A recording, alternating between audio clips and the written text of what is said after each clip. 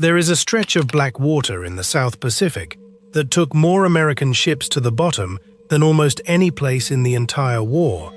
The sailors gave it a name of their own. They did not use the names printed on the charts. They called it Iron Bottom Sound. Because of what was down there, and because of how much of it there was, more than 50 ships, thousands of men, American, Australian, Japanese, all resting together now, in the same dark water, in an area no bigger than a single harbor, and nearly half of the American ships that went down there were destroyers, the small ones, the thin-skinned ones, the ones the men who crewed them called, with a kind of grim affection, tin cans. For a long time in these waters, when the sun went down, the ocean stopped belonging to the United States Navy. It belonged to someone else. Someone who had trained for the dark for 20 years. Someone who could find you before you found him, and strike from a distance you did not think was possible, with a weapon you did not even know existed. We'll get to them. To the calm men on the darkened bridges across the water, who owned this ocean the way a hunter owns a forest. But not yet, because to understand what they took, you first have to sit with what it felt like to be on the losing side of it. I'm not going to open this story with the victory. Starting there would be a lie about how it actually felt to be here. I'm going to start where the sailors started. Not with a battle, not with a hero, with a single question, one that took the United States Navy almost a year of dying to answer. Why do we keep losing in the dark? An American cruiser, autumn of 1942. A lookout stands at the rail. He's young. 19, maybe 20. A year ago, he had never seen the ocean. Now his entire job, the only reason he is standing here, is to see the thing that's going to try to kill him, before it does. Here's the terrible part of his situation. Though he doesn't fully understand it yet, he cannot win at this. Not by staring, because the enemy he's hunting has spent 20 years learning to be invisible in exactly this darkness. And the boy at the rail has had, at best, a few months. Somewhere out in that black, better eyes than his are already watching, counting his ship, reading its speed, doing the quiet arithmetic that ends a life. He doesn't know they're there. That's the whole point. That is what they trained for. He strains until his eyes ache. The shapes in the dark begin to drift, the way they do when you stare at nothing long enough. He blinks. Starts over. Nothing. An hour crawls past, and then the sea itself seems to explode. Here's what the survivors described, over and over, in the reports, in the letters, and decades later in the memoirs. It always came the same way. No warning, no shape in the dark, no muzzle flash, no line of bubbles across the water. Just, suddenly, a ship torn open. A column of fire where a friend had been standing a second before. A wall of heat and water and noise. Men going into the sea. And, arriving with the flames, the worst thought a sailor can have. We are under attack, and I have no idea where it's coming from. Their first guesses were wrong, and how wrong they were tells you exactly how blind they were. Some were certain they'd struck a minefield. A mine was the only thing they could picture that killed you from nowhere. Others were sure a submarine was stalking them, close, unseen. They swept the water around the ship, watched for a periscope breaking the surface. They looked everywhere the enemy wasn't, because the truth was almost impossible to believe. Hold on to that. We'll come back to what was really killing them, because the story of how the Americans figured it out is the story of how they finally learned to win. But first, you have to meet the enemy. The Imperial Japanese Navy had done something no other navy on Earth had bothered to do. They had looked at the night and decided to own it. Think about how strange that was. Every navy in the world treated darkness as a problem, a thing to survive until morning, when you could finally see your enemy and fight him properly, gun against gun. The Japanese looked at that same darkness and saw an empty room nobody else had claimed, and they moved in. For 20 years, between the wars, they trained in it. Real dark, no running lights, No glow spilling from an open hatch onto the water. Nothing. Whole squadrons learning to hold formation by the faint, pale smudge of the ship ahead, reading a horizon by starlight, learning to move fast, and close, and silent, and to strike the first blow, before the other man even knew there was going to be a fight. They drilled it until night movement was as natural to them as breathing, until the dark was not their enemy, it was their weapon. While the Japanese were doing that, the Americans were somewhere else. They were perfecting their gunnery, long-range, daylight gunnery, clean duels at a distance, ship against ship under a bright sun. It was good work. It was the wrong work for the war they were about to fight. By 1942, the Japanese were, without any real competition, the best night-fighting navy that had ever existed, and the boys arriving at Guadalcanal were still learning which way was north.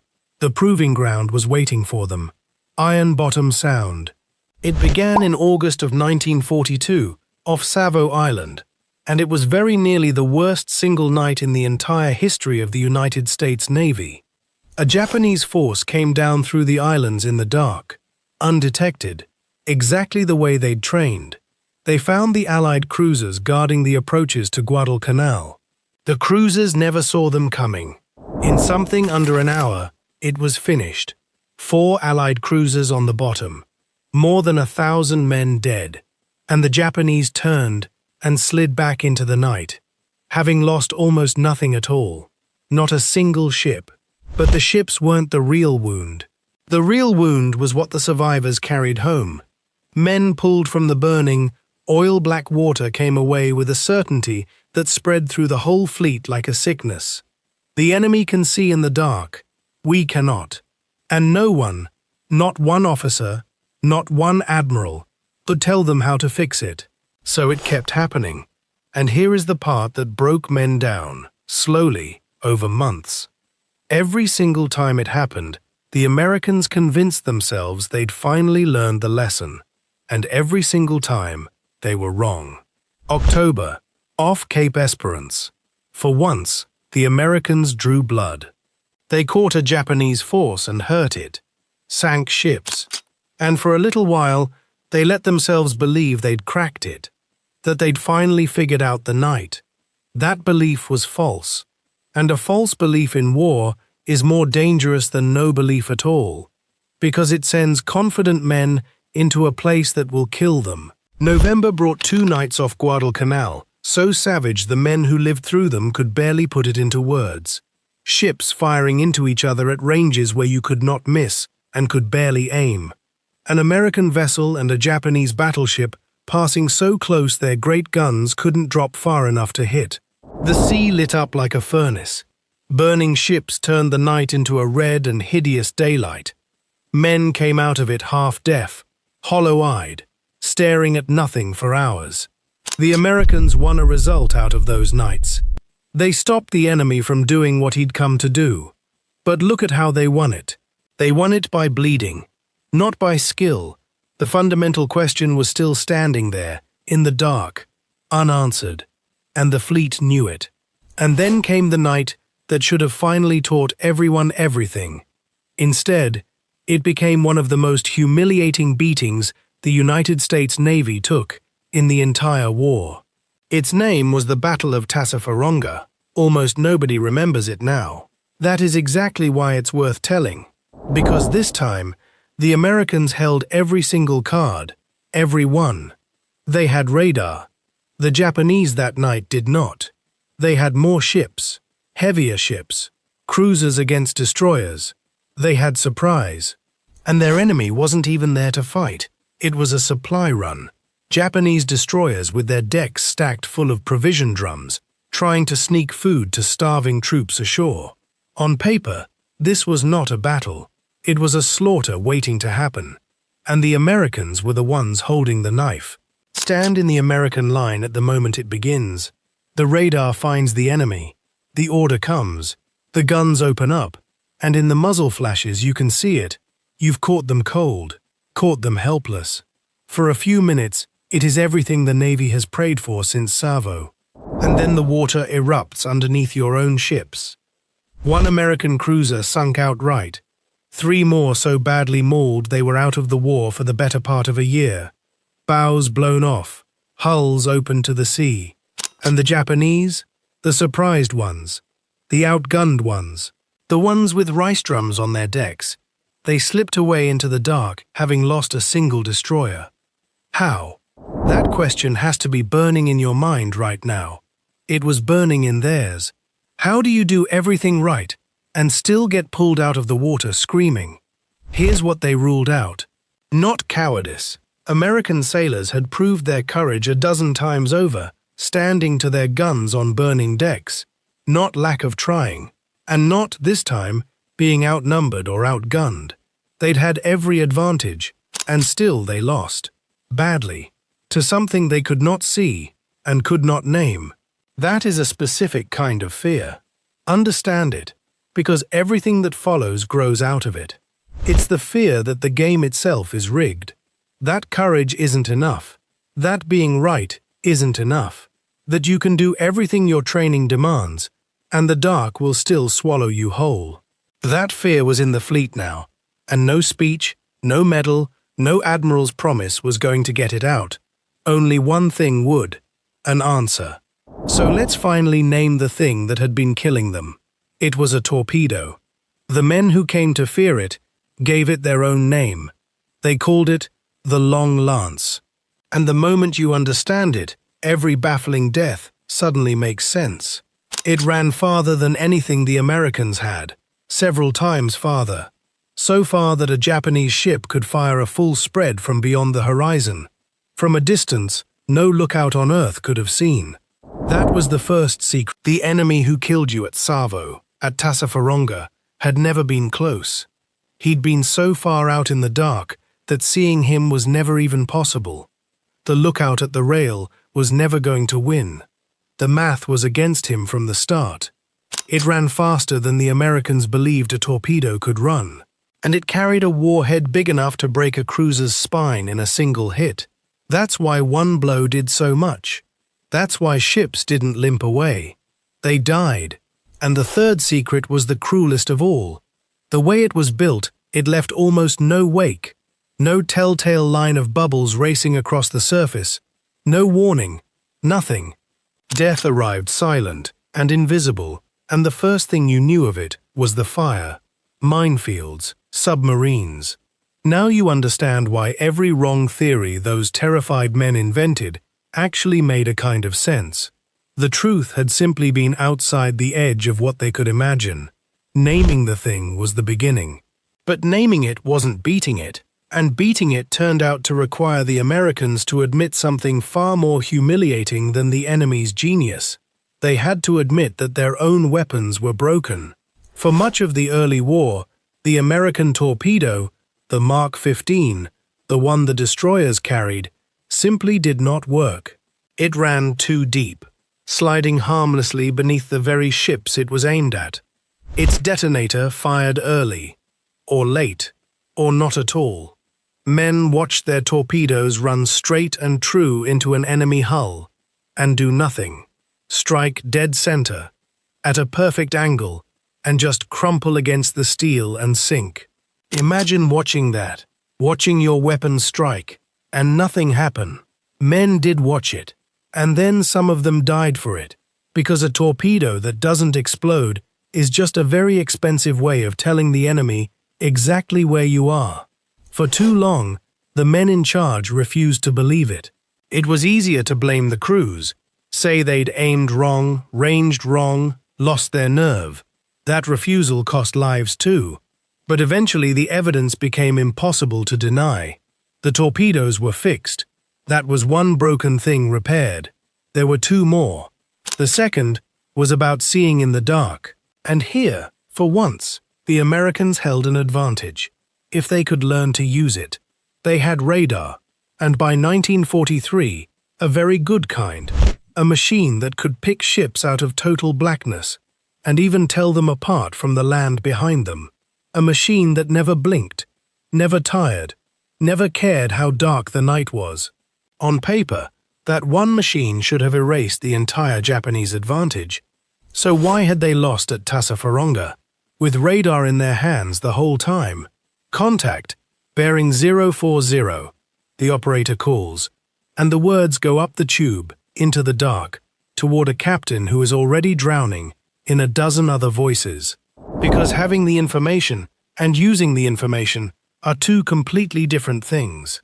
At Tassafaronga, the picture sat trapped on a screen, and the captain, effectively blind, fought the battle from shouted reports and guesses. The machine knew where the enemy was. The man who needed to know didn't. Not in time. So the second fix wasn't a machine at all. It was a room, and a new way of thinking. They built a compartment called the Combat Information Center. Every scrap of data, radar, lookouts, radio, flowed into one place and was turned into one single clear picture. So the captain could fight the whole battle from understanding, instead of from fragments. It sounds almost too simple to have mattered. It mattered enormously. But it still wasn't enough, because there was a third broken thing. And this one wasn't equipment at all. It was a rule, and it was strangling them. The rule was this: American destroyers were kept on a leash. To understand why that was deadly, you have to understand what a destroyer actually is. They called them tin cans, and they meant it. Thin-skinned little ships, almost no armor at all, packed so tight with men that the crew slept in shifts because there weren't enough bunks to go around. What a destroyer had instead of armor was speed and torpedoes, and the gift of coming in fast from a surprise angle, striking, and vanishing back into the dark before anyone could hit back. That was the whole genius of the thing. That was what it was born to do, and through all those early battles, the Navy would not let it do it. Instead, the destroyers were chained to the cruisers, made to steam in one long, rigid line behind the big ships, their every move dictated by vessels they were only supposed to protect, which was very nearly the worst possible way to use them. Tied to that line, a destroyer couldn't dart, couldn't flank, couldn't strike from surprise. It became just a smaller, more fragile target, forced to follow the ship ahead into whatever killing ground the enemy had laid. The destroyer officers knew it, all of them. They'd been arguing it for months. Cut us loose. Let us fight our ships the way our ships were built to be fought, and we'll beat the Japanese at the very game they think they own. It took the long ledger of the dead, all those cruisers and destroyers on the bottom of Iron Bottom Sound, before anyone above them found the nerve to try. And when they finally did, they handed the chance to a man almost nobody has heard of. Somewhere in that fleet, one destroyer commander had believed, all along, that everyone had been asking the wrong question. We'll get to his name, but first, cross the water. A Japanese destroyer bridge. The night of the 6th of August, 1943. The Tokyo Express is running again. That's the American nickname for it. The fast destroyer runs the Japanese used to feed and reinforce their troops on the islands. Slide down through the dark. Be gone by dawn. 4 destroyers this night, bound for Kolombangara. 950 soldiers packed aboard them, plus their supplies.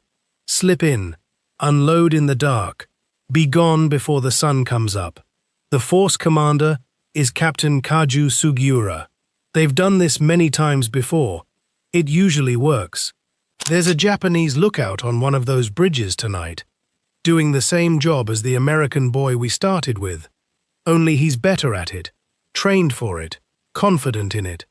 He scans the black water and sees exactly what he expects to see. Nothing.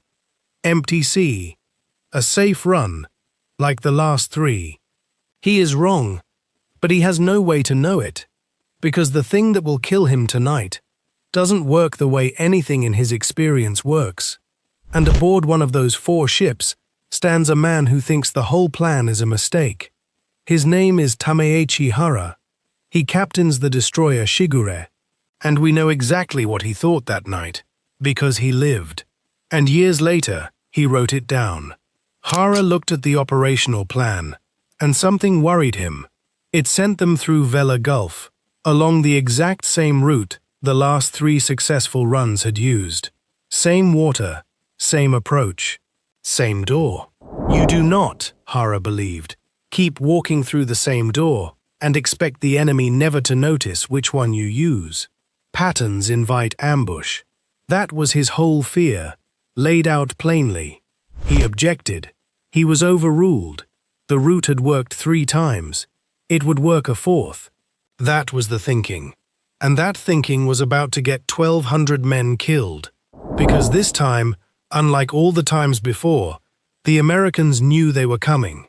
Intelligence had passed the warning up the chain of command. A run was coming that night, through Vella Gulf. And so 6 American destroyers were sent north, into the dark, to lie in wait. 6 ships: Dunlap, Craven, Maury, Lang, Sterrett, Stack, and 1 man commanding them. Finally, his name, Frederick Moosbrugger. The men who served with him called him Moose. He was not the figure a movie would have picked. No swagger. No famous name. No legend running ahead of him into the room.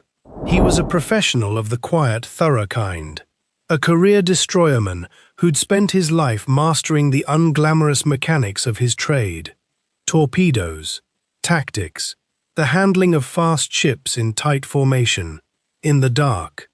Born in Philadelphia in 1900, Annapolis, class of 1923. He'd been in command of a destroyer at Pearl Harbor on the very morning it all began, and he'd spent the hard year since running patrols through the Solomons, watching the Navy lose, and quietly filing away everything the losing had to teach. What set him apart wasn't flash. It was that he had studied the defeats, all of them. He understood, in his bones, what had gone wrong, and he had a plan, simple and clear, for how to make it go right. And now he'd been given the one thing no destroyer commander before him in these waters had ever been given: a free hand. Below decks on one of his 6 ships, the tropical light dies, fast and total, the way it does near the equator. The islands turn to black masses that eat the stars right off the horizon. Something has changed in the mood aboard these ships. You can feel it. Word has gone through the crews, and it's a word they've been waiting a year to hear. Tonight, they're off the leash. No cruisers, no rigid line, no one else's plan to follow into the dark. Tonight, they fight their fight, their way. For men who'd lived through Savo and Tassafaronga and the burying and the not knowing, that word was worth more than another cruiser in the line. At the torpedo tubes, a torpedoman stands at his station. He's checked his tubes already. He checks them again, not because they need it, but because his hands need something to do that isn't shaking. There's no moon worth speaking of. The engines are a low, steady tremor coming up through the soles of his boots. Voices have dropped to almost nothing. There is a particular quality to the silence on a ship at night, before a fight. Men who felt it could never quite explain it afterward. 100 men all listening at once, and not one of them speaking. Below the waterline, it's a different kind of waiting. The engine room men will never see the battle. They'll fight it blind, in the heat and the roar, feeling the ship heel and shudder, reading the fight only through the telegraph and the steel under their feet.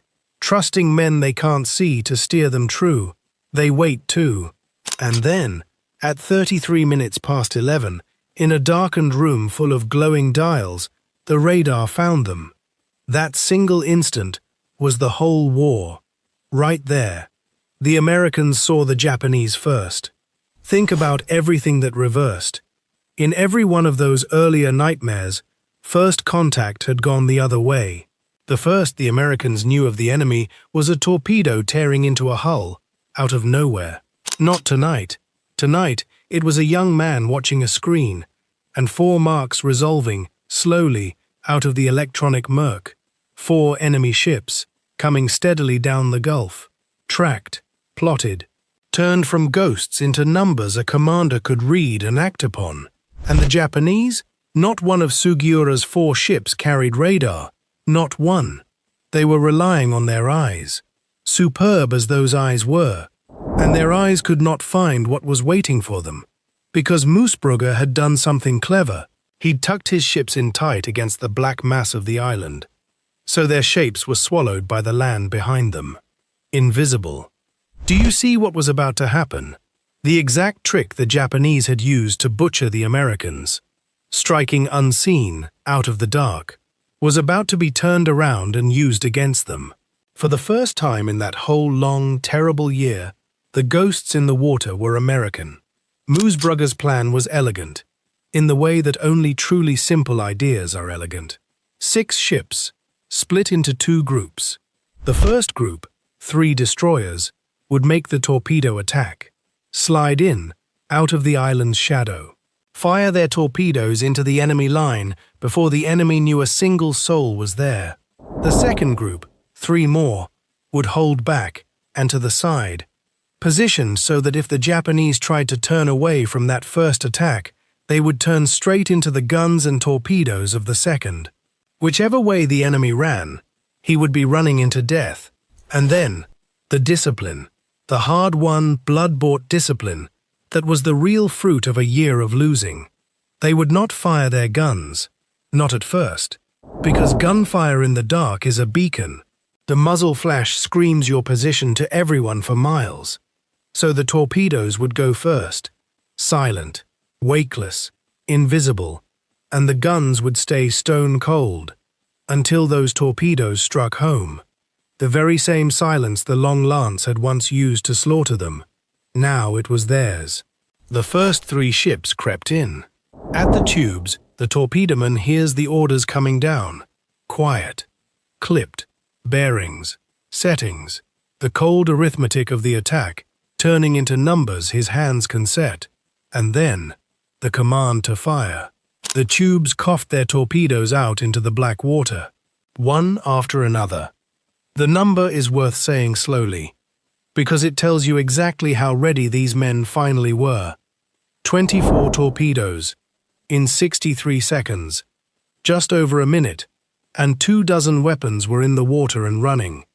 Then the ships heeled hard over and ran, turning away at speed, putting distance and the island's shadow between themselves and whatever was about to happen next. And then came the hardest part of the whole night, the wait.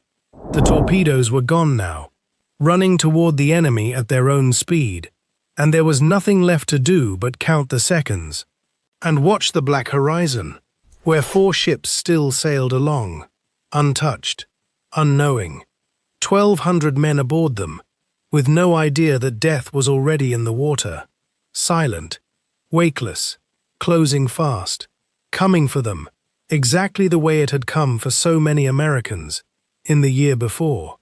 And then the horizon tore open with fire. They struck almost together. The men who saw it never forgot it. The sudden blooming of light, where a heartbeat earlier there had been only darkness. The enemy ships opening up like something out of a furnace. And then, a beat later, the sound of it, rolling across the water toward them. In an instant, the ambushers had become the ambushed.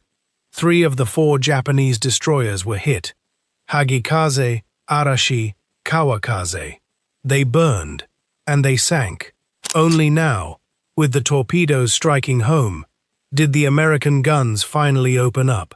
The second group of 3, sweeping across the head of the enemy line, crossing the T. The position every naval officer dreams of his whole career, able to fire full broadsides into ships that can barely reply. In the cold language of the after-action reports, it was called a near-perfect execution of a battle plan. In the language of the men on those decks, it was something else entirely. It was the night they finally got it all back. For Savo, for Tassafaronga, for every friend who'd gone down into Iron Bottom Sound in the dark, killed by a thing he never saw. On that night, the debt was paid. 3 destroyers destroyed. The soldiers packed aboard them, the reinforcements meant to hold Kolombangara, went into the sea with the ships. Most of them were lost, and 1 ship lived, Shigure, the destroyer whose captain, Tameichi Hara, had argued against that whole doomed route in the first place. A torpedo found her too. It struck her. It should have killed her, but it passed clean through her rudder and never exploded. A dud. One of the very failures that had haunted the Americans for so long, the broken torpedo, showing up one last time. To let a single enemy ship escape into the darkness that had failed, this once, to protect its own side. Hara had been right about the ambush, and only a fluke let him live to write it down. And on the American side, across all 6 ships, through the entire engagement, not one was hit. Not one. The only injury worth noting in the whole task group was a gun loader, hurt in an accident with his own equipment, crushed by the machinery he served. 6 small ships had gone into the enemy's own kind of fight, on the enemy's own terms. In the darkness the enemy believed he owned, and they had won so completely, so cleanly that, measured against the year that came before it, it barely seemed possible. The final count of the Japanese dead was 1,210 men. Say that number slowly. 1,210. Sent to hold a place their own side would abandon within weeks. Because the victory did not stay in that one gulf, on that one night. It broke something much larger. For the better part of a year, the Japanese had held an invisible grip on these waters. A settled, earned confidence that when the sun went down, the night belonged to them. Vella Gulf was the first time an American destroyer force beat a Japanese destroyer force in a straight night action. Cleanly. And word of it meant one thing above all others. The long apprenticeship was over. The Americans had learned the trade. The consequences came fast. The garrison the Japanese had died trying to reinforce could no longer be supplied at all. So the Americans simply went around it, landed elsewhere, left it to wither. Within weeks, the enemy began abandoning the very island his men had just died to hold. 2 of Moosbrugger's captains, Clifton Iverson of the Dunlap and Frank Gould of the Sterett, were awarded the Navy Cross. Moosbrugger received the Navy Cross as well. But the thing that truly changed couldn't be pinned to a chest or drawn on a map. It was the confidence. From that night forward, the men who went into those black channels went in knowing that it could be done, that the enemy could be beaten in the dark. And knowing a thing can be done is very often the largest part of doing it. So, what actually won at Vella Gulf? It's tempting to say Moosbrugger, and he earned the credit. He was the one who saw it clearly and had the nerve to execute it. But if you followed this whole story, from Savo through Tassafaronga to that torn open horizon, you already know the honest answer is bigger and quieter than one man. It wasn't courage. That's the thing that surprises people. Courage was never what the Americans lacked. They'd spent a year proving they had more of it than any battle could use up. The men who died at Tassafaronga were every bit as brave as the men who won at Vella Gulf. What finally won was the humbler, rarer thing. It was the willingness to admit what was broken and fix it, even when the admission was humiliating.